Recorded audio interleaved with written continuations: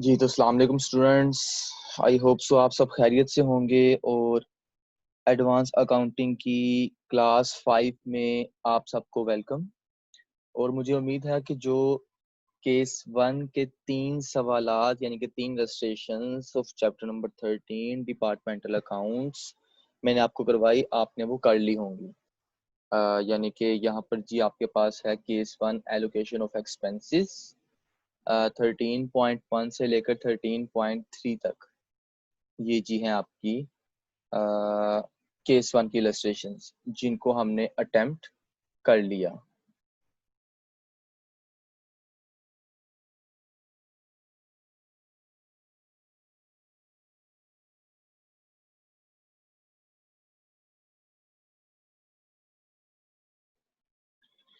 जी तो स्टूडेंट्स, इसके केस 1 की हमने देखी इलस्ट्रेशंस आपकी जो कि थी एलोकेशन ऑफ एक्सपेंसेस की और 13.1 से लेकर 13.3 तक थी। जबकि केस 2 है आपका कैलकुलेशन ऑफ डिपार्टमेंटल कॉस्ट। इसकी आपकी जस्ट एक ही इलस्ट्रेशन है 13.4 और उसके बाद आपका केस 3 है इंटर डिपार्टमेंटल ट्रांजैक्शंस का और उसकी आपकी इलस्ट्रेशंस हैं 13.5 से लेकर 13.7 तक। तो फिलहाल हम इसकी 7 इलस्ट्रेशंस करेंगे और बाकी आपकी प्रॉब्लम्स होंगे वो भी जितनी होंगी मैं आपको बता दूंगा और जिस चीज केस के मुताबिक होगी वो इंशाल्लाह उसको हम लोग अटेम्प्ट कर लेंगे। तो जी हम लोग फिर मूव करते हैं आपके केस 2 पर। चूंकि हमने लास्ट 4 लेक्चर्स में इसका केस 1 कंप्लीट कर लिया था एलोकेशन ऑफ एक्सपेंसेस यानी कि इलस्ट्रेशंस नंबर 13.1 से लेकर 13.3 तक। तो अब हम लोग चलते हैं इंशाल्लाह केस 2 की तरफ और केस 2 हमारा है कैलकुलेशन ऑफ डिपार्टमेंटल कॉस्ट और इसकी इलस्ट्रेशन है आपकी 13.4। जी तो स्टूडेंट्स, आपके सामने केस 2 यानी कि calculation of departmental cost present किया गया है, शो हो रहा है। तो इलस्ट्रेशन इसकी है 13.4 जो कि इससे रेलिवेंट है। तो इसको हम जरा देखते हैं। अच्छा जी, the following purchases were made by a business house having 3 departments. Following purchases हैं जो कि बिजनेस हाउस की हैं, उसके 3 डिपार्टमेंट्स हैं यानी कि department A, department B and department C. Department A के हैं 1000 यूनिट्स, बी के हैं 2000 यूनिट्स एंड सी के हैं 2400 यूनिट्स। और जो इनकी टोटल कॉस्ट है वो कितनी है आपकी 1,00,000 रुपए। जरा इसको गौर से देखना आपने क्वेश्चन को, इसकी फिगर्स को। 3 उसकी परचेजेस हैं मुख्तलिफ यूनिट्स हैं, उन तीनों की जो टोटल कॉस्ट आई है वो आपकी कितनी है 1,00,000। Then stock on 1st January were department A 120 units, department B 80 units and department C 150 units 152 units. तो इसका स्टॉक ऑन 1st जनवरी है, दैट मीन्स ये इसका ओपनिंग स्टॉक है। और the sales were department A B C 1020 units department A की है eight ₹20 each, department B की है 1920 यूनिट्स एट ₹22.5 ईच और डिपार्टमेंट सी की आपकी है 2496 units at ₹25 each. Then the rate of gross profit is the same in each case. जो gross profit का रेट है वो हर केस में सेम रहेगा। Prepare departmental trading account. तो ये जरा इंपॉर्टेंट क्वेश्चन है आपका, कंसेप्चुअल है, तो इसको जरा आपने गौर से देखना है। जी तो स्टूडेंट्स, आपके सामने इलस्ट्रेशन नंबर 13.4 जो कि केस 2 से रेलिवेंट है, कैलकुलेशन ऑफ डिपार्टमेंटल कॉस्ट।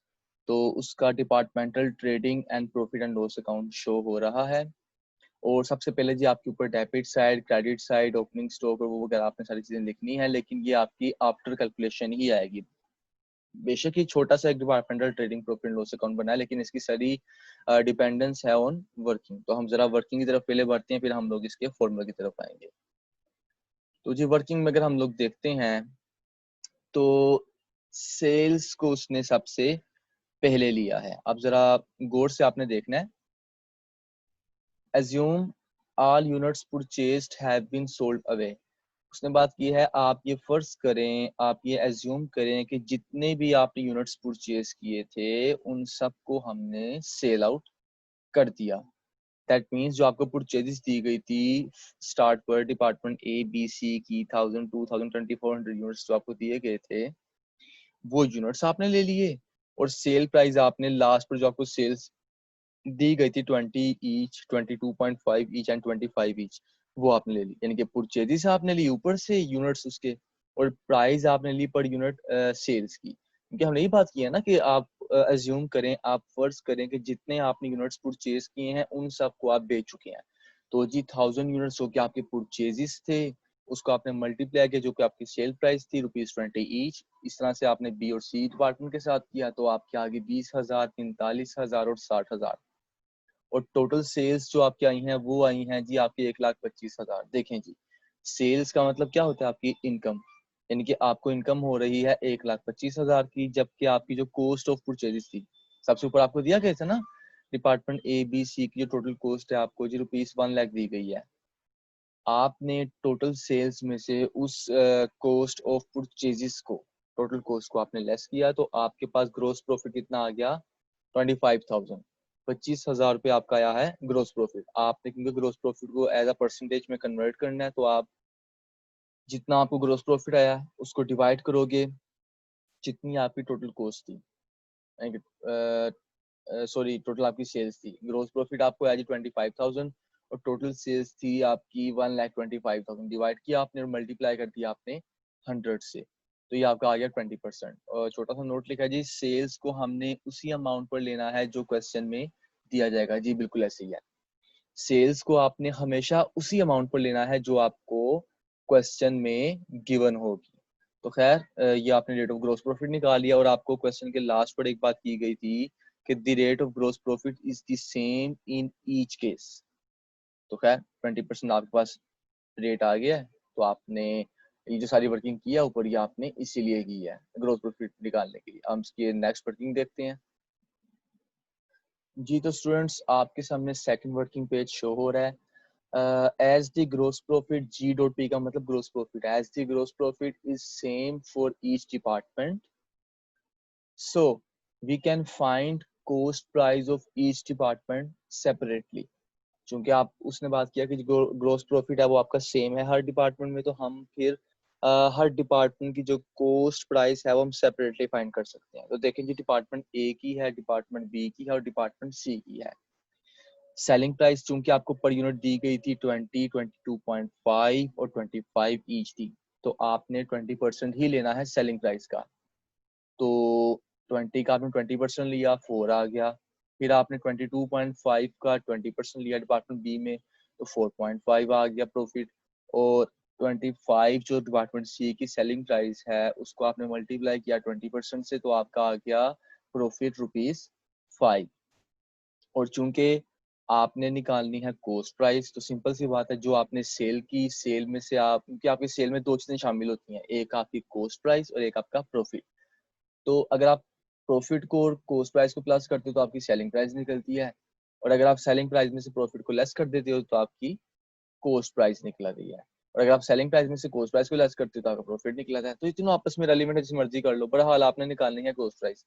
तो आपने निकाल ली 16.0 डिपार्टमेंट ए की, डिपार्टमेंट बी की 18 और डिपार्टमेंट सी की 20.0। लेकिन जी आपके पास कॉस्ट प्राइस भी आ गई। उसके बाद जी आपने कॉस्ट ऑफ प्राइस परचेजेस की निकालनी है, कॉस्ट प्राइस ऑफ परचेजेस की आपने निकालनी है। जी तो इसके बाद आपने निकालनी है cost of prices purchases department A के। अब देखें जी, आपने ऊपर निकाल ली कॉस्ट प्राइस, देखें ना ये बड़ी इंटरेस्टिंग से आपका टॉपिक चल रहा है। आपने बारी बारी से आप चीजें निकाल रही है और वो स्टेप बाय स्टेप आपकी सोल्व होती जा रही है। देखो सबसे पहले जी आपने ग्रोस प्रॉफिट निकाला जो कि 20% था, और उसको उसने आपको इलस्ट्रेशन के लास्ट एक छोटी सी लाइन में कहा हुआ था कि हर डिपार्टमेंट का ग्रोस प्रॉफिट सेम है। तो आपने पहले ग्रोस प्रॉफिट का रेट निकाले, 20% निकला।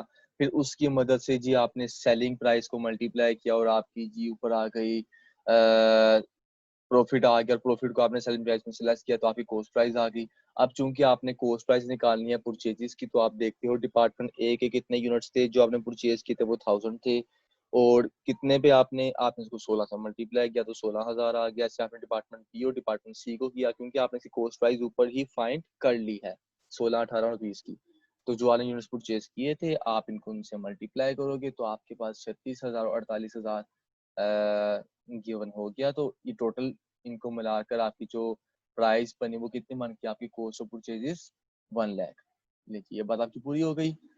देन उसके बाद आपका वैल्यू ऑफ ओपनिंग स्टॉक है, और value of opening stock find करने के लिए डिपार्टमेंट ए के आपने जी देखने हैं ओपनिंग स्टॉक के आपके पास यूनिट्स कितने थे। तो 120 यूनिट्स थे, क्योंकि हम लोग इसको कॉस्ट प्राइस पर ही लेंगे तो आप इसको 16 से मल्टीप्लाई किया 1920 आ गया। ऐसे ही आपका जी डिपार्टमेंट बी और डिपार्टमेंट सी का 18 और 20 रुपये आ गए, 1440 और 3040 rupees. Then value of closing stock आपने फाइंड करनी है, बहुत ही सिंपल है जी, इसमें कोई मुश्किल बात नहीं है। वैल्यू क्लोजिंग स्टॉक कैसी आएगी, opening stock plus purchases less sales is equal to units of closing stock.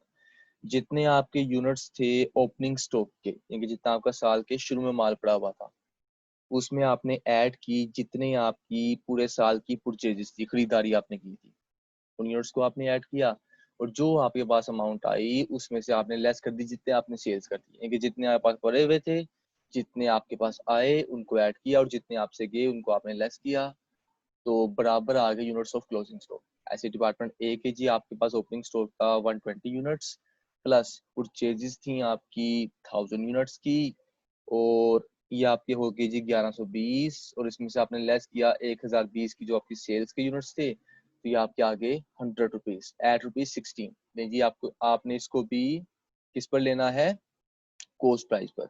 ऐसे ही आपने सोन बी और सी के साथ किया, और आपकी जो प्राइस सामने आती है 1600, 2880 और 1120। तो जी सारी बात थी आपकी इस वर्किंग की।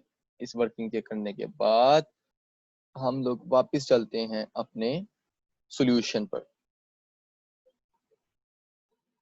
लें तो जी स्टूडेंट्स, अब आपके सामने इसका फॉर्मूला शो हो रहा है, सब कुछ तो आपने निकाल लिया है, सिंपली आपने उसके अमाउंट को पुट करना है।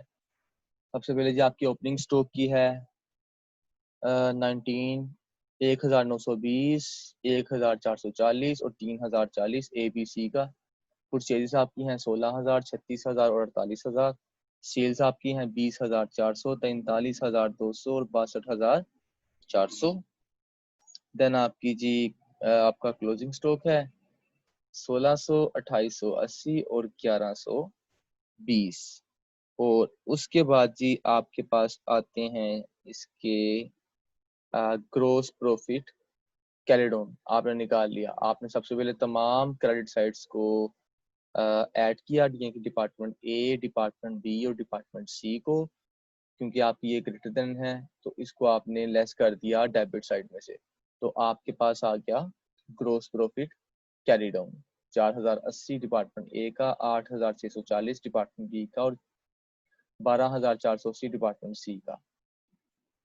अच्छा तो स्टूडेंट्स आपके सामने मैं एक छोटा सा पॉइंट यहाँ पे डिस्कस करूंगा, छोटा बहुत ही इंपॉर्टेंट पॉइंट। देखें सेल्स प्राइस, देखें डिपार्टमेंट ए, डिपार्टमेंट बी और डिपार्टमेंट सी की 20,400, 43,200 और 62,400। याद रखना है सेल्स में आपकी दो चीजें शामिल हैं, एक आपका प्रॉफिट और एक आपकी कॉस्ट।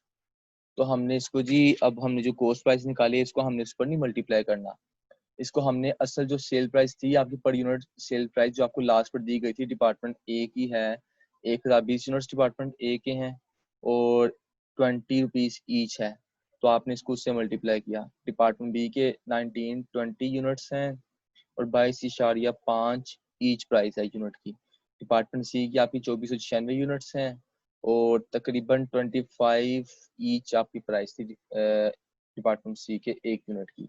तो आपने इनको आपस में मल्टीप्लाई किया तो जी आपके 20,400, 43,200 और 62,400 अमाउंट आ गई। और ग्रोस प्रॉफिट आपका, क्योंकि credit side is more than debit side, so gross profit carry down is on debit side, and 4,080 of department A, 8,640 of department B and 12,480 rupees of department C's gross profit. I hope so आपको काफी हद तक अच्छे समझ आ गया होगा इंशाल्लाह। ये केस 2 जिसकी सिर्फ इलस्ट्रेशन नंबर 13.4 ही थी, तो इंशाल्लाह हम लोग नेक्स्ट लेक्चर में इसका करेंगे केस 3 जिसकी इलस्ट्रेशन है 13.5 to 13.7 inter departmental transfers, case 3 आपका। तो तब तक के लिए इजाजत है, और इसको आपको काम को करते रहिएगा और साथ साथ इसको अटेम्प्ट करते रहिएगा। बेहतर होगा अगर आपने आज का लेक्चर कल पर डाला, कल का लेक्चर परसों पर डाला, तो आपके लिए बर्डन बनता जाएगा, फिर आप लोग इस लेक्चर को भी नहीं ले पाओगे। तो बेहतर है आप लोग रोज का काम रोज करते जाएं। Thank you, take care of yourself, अल्लाह हाफिज।